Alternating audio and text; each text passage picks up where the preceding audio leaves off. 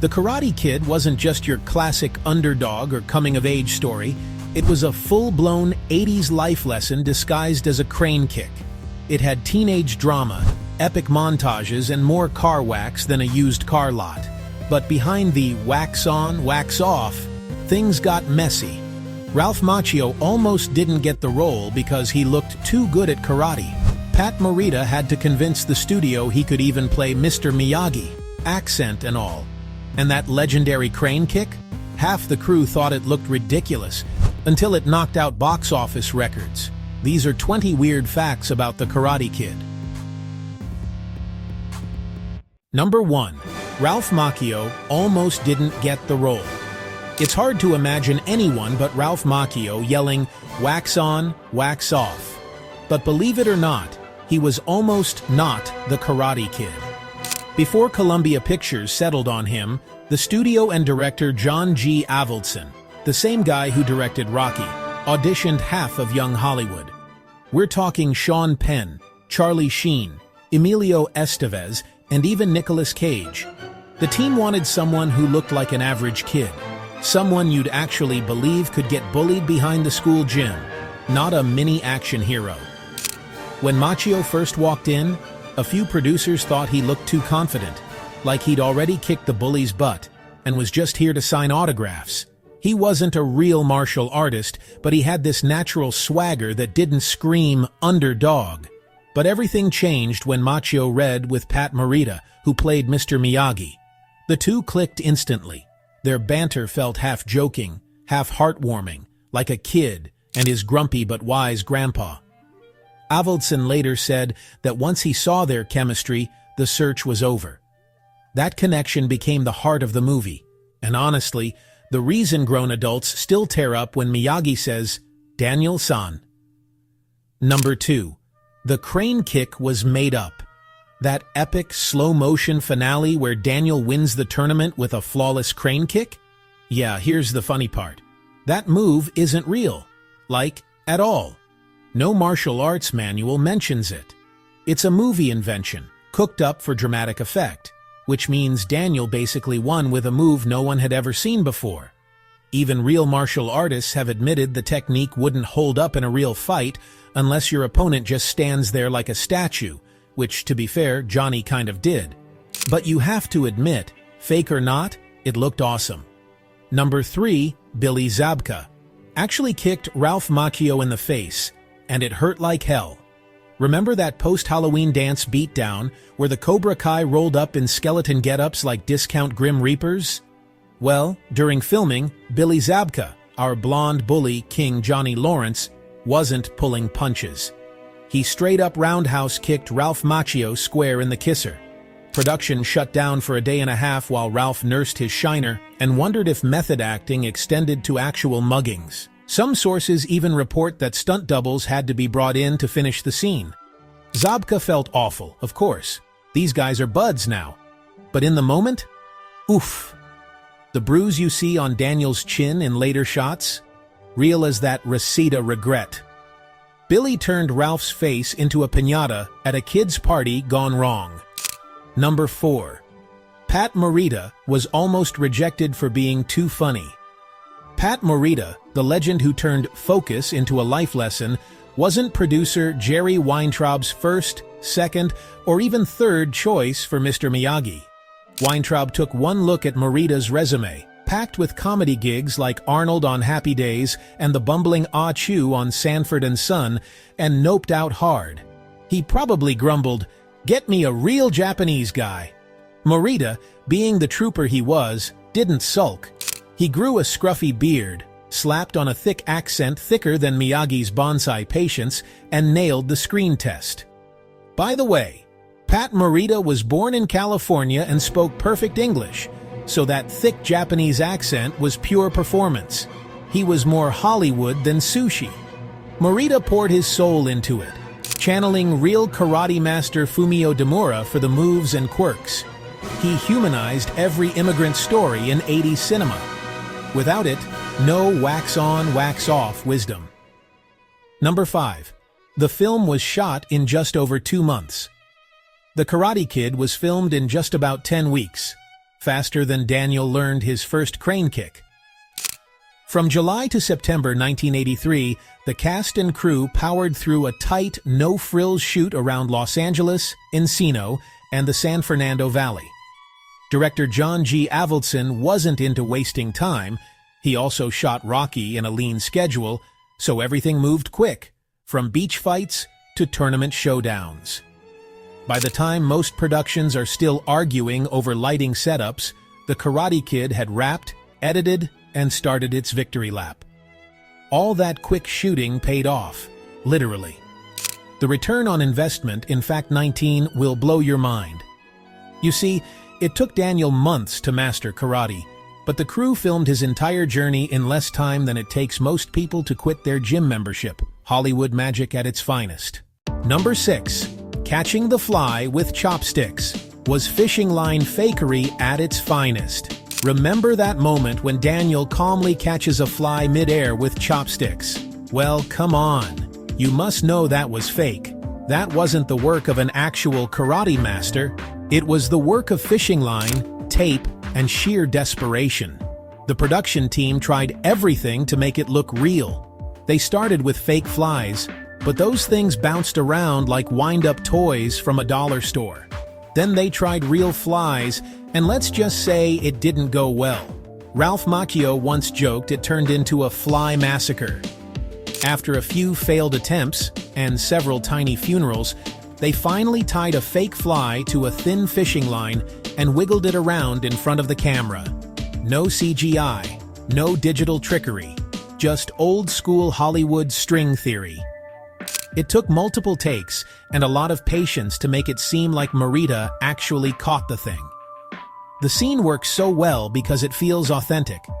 Miyagi's calm, Daniel's frustration, the slow build to that perfect snap of victory. Number 7. 2 epic Daniel-Johnny clashes got axed, including a pie prank gone wild. Early scripts had Daniel and Johnny throwing down twice more than we saw. The first was a cafeteria chaos where Johnny plants a blueberry muffin on Daniel's chair. Daniel sits, squishes, and retaliates by smearing the mess on Johnny's shirt. And the second one was a drinking fountain standoff, where Daniel calls out Cobra Kai's "No Mercy" BS, like a tiny philosopher king.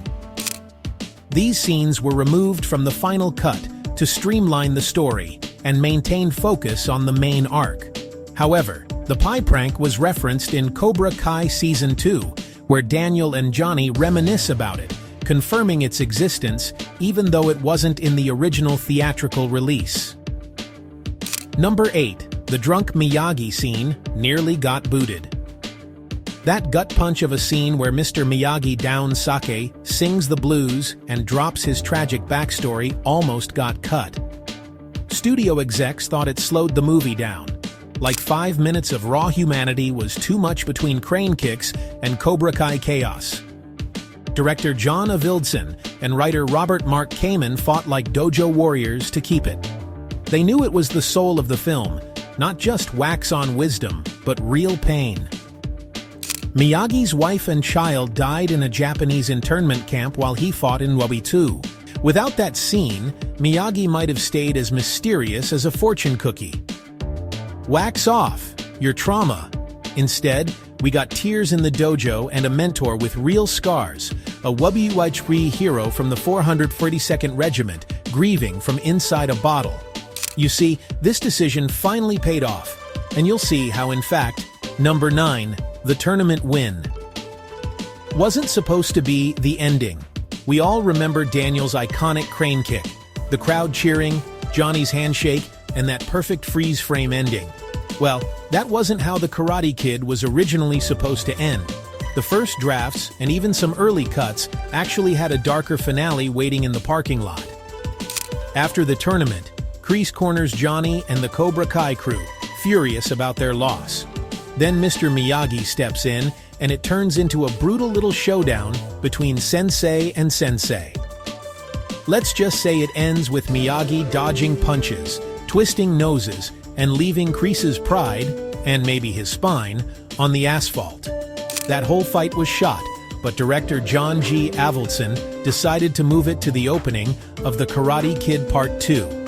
He felt the first film should close on Daniel's high note, the kid's victory, not the adult's grudges.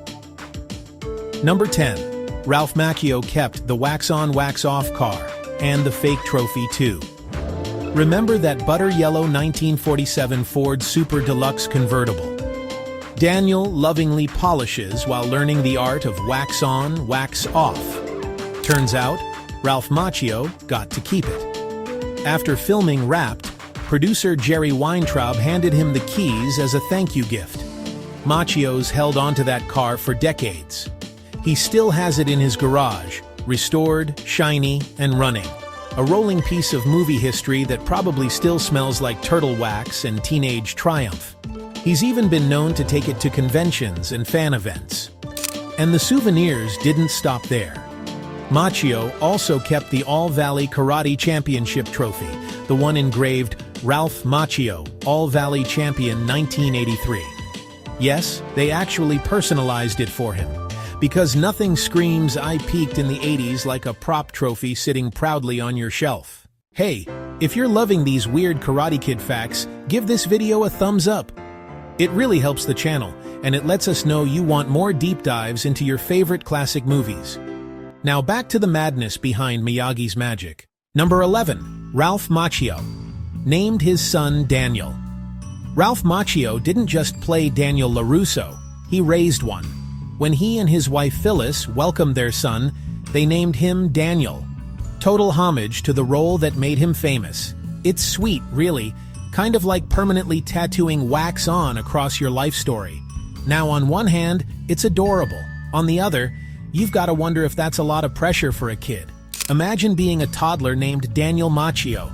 Your dad's literally the Karate Kid. You drop your juice box and someone in the background yells, "No mercy!" Ralph swears it wasn't about ego, just love for a character that changed his life. Still, it's wild how much that movie bled into his real world. From keeping the car to naming the kid, the man really committed to the LaRusso legacy. Number 12. Wax on, wax off. Came from real-life chores. As much as it feels like pure Hollywood magic, the legendary wax-on, wax-off sequence actually came straight from screenwriter Robert Mark Kamen's real martial arts training. His sensei back in the day made him do endless chores, sanding floors, painting fences, and, yes, polishing cars, all to teach discipline and muscle memory. So, Daniel wasn't just learning karate. He was basically the most overqualified, unpaid intern in movie history. It's funny. Audiences saw a clever training trick, but martial artists saw flashbacks to their own grunt work. Kamen once said his real instructor believed repetition was the root of mastery. In other words, wax on wasn't about shining cars. It was about rewiring the brain through sweat and blisters. Number 13. The movie was almost called East Meets West. Before The Karate Kid became the most quotable underdog story of the 80s, producers were seriously considering the title East Meets West. Sounds more like a PBS travel special than a martial arts movie, right?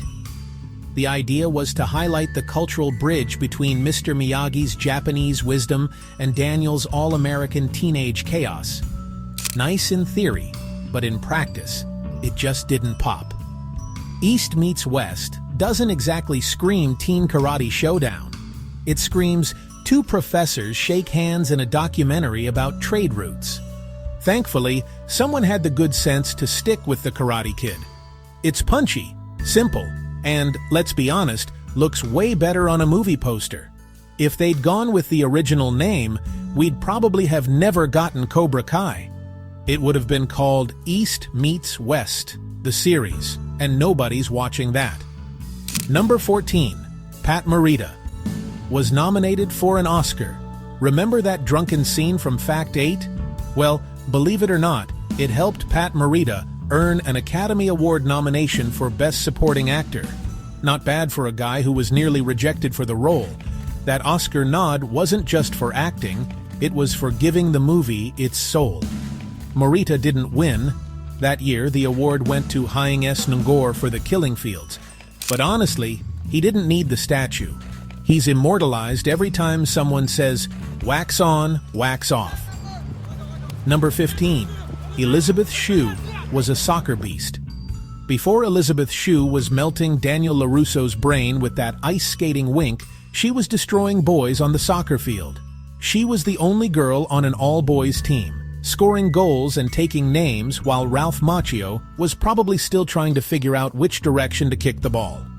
Remember that beach soccer scene early in The Karate Kid? That was actually shoe flexing in real life. No stunt double. She grew up in a super sporty family and played hard. Elbows out, ponytail flying, zero mercy. She once said the boys on her team hit her harder just because she was a girl, so she hit them back harder. That's not method acting, that's competitive survival. What's even crazier? Shue was a Harvard student when she got the role of Allie Mills. She actually paused her Ivy League education to shoot the movie, trading textbooks and campus life for California beaches, sand, and stunt bruises.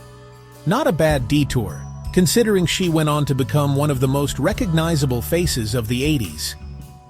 And honestly, her athleticism added something real to Allie's character. She wasn't just the girlfriend, she was confident, grounded, and could clearly hold her own. No wonder Daniel was head over heels.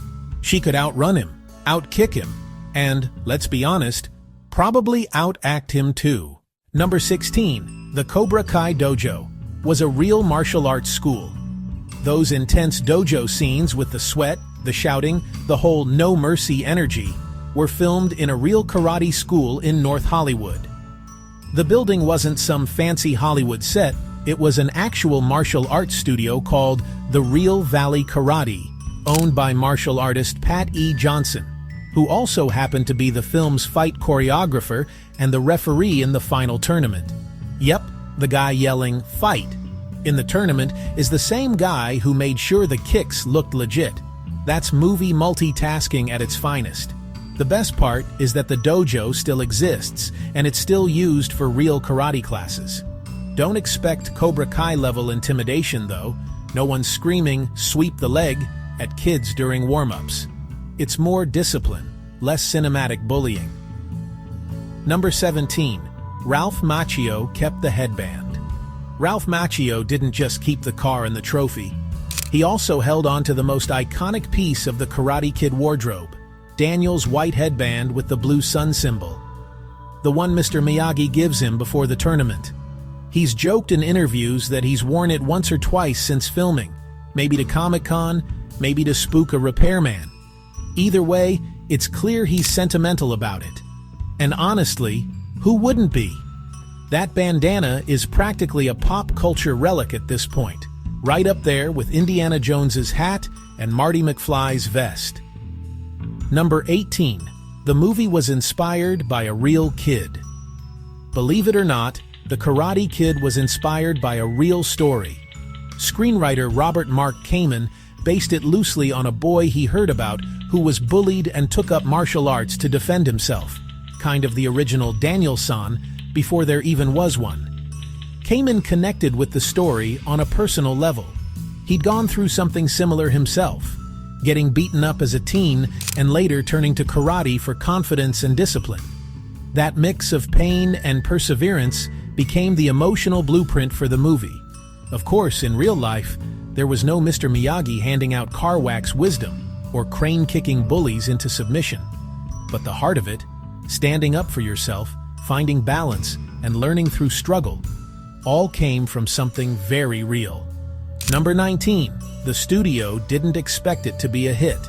When The Karate Kid was first pitched, Columbia Pictures thought it would flop. Just another teen flick with karate sprinkled in. They even slashed the marketing budget, figuring it would quietly fade after a few weeks in theaters. Then came the opening weekend. The movie exploded, pulling in over $90 million on an $8 million budget. Audiences loved the heart, the humor, and the underdog story. And suddenly, Columbia realized they were sitting on the next Rocky, which makes sense since John G. Avildsen directed both. Number 20. The famous "sweep the leg" line was improvised. That cold, commanding sweep the leg from crease? Total improv. Actor Martin Kove added it on the spot during filming, and it instantly became one of the most quoted lines in movie villain history. It wasn't even in the script, but when he said it, everyone knew they had something special. That single line transformed Kreese from a tough coach into a full-on dojo Darth Vader. Kove later said he wanted the line to show Kreese's twisted mentorship, that he'd rather win dirty than teach honor. Mission accomplished. Sweep the leg has been haunting playgrounds, gyms, and internet memes ever since. Bonus fact: there's a hidden tribute to Bruce Lee. Eagle-eyed fans might have noticed it. In Mr. Miyagi's workshop, there's a small Bruce Lee poster hanging in the background. It's subtle, but intentional. A quiet tip of the headband to the man who made martial arts mainstream in American pop culture. Bruce Lee's influence was everywhere by the 80s, movies, posters, even lunchboxes. Including him in Miyagi's space was both a tribute and a reminder that karate's big-screen popularity started long before Daniel-san ever waxed a car. There you have it. So, which of these facts surprised you the most? Or do you have your own behind-the-scenes trivia we missed? Drop it in the comments below. Hit like, subscribe, and I'll see you for the next one.